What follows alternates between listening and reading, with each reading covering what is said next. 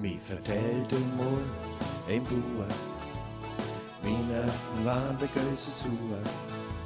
Da hört kein Schnarrer und kein Klagen, sie landen doch in unserem Morgen.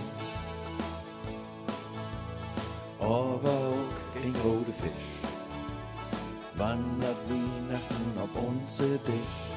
Geschenke stapeln sich unter der Baum, der Duft von Keksen und Braten. Es ist ein Traum.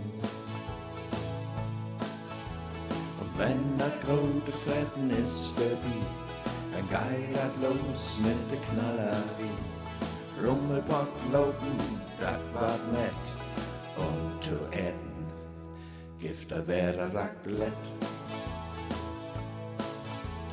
Wie begrüßen das nie Jahr, Söten hier und Söten dort. Jede Frau und jeder Mann denkt sich gut, was man besser morgen kann. Wir sollten wie wohl kann der Trude, denn der warme Boxe Hude. Nicht mehr schmücken, nicht mehr suchen, für dich spazieren und mehr noch Buden. Doch gar sind die Vorsätze wie wegblost und wie töben ab. Der Osterhaus.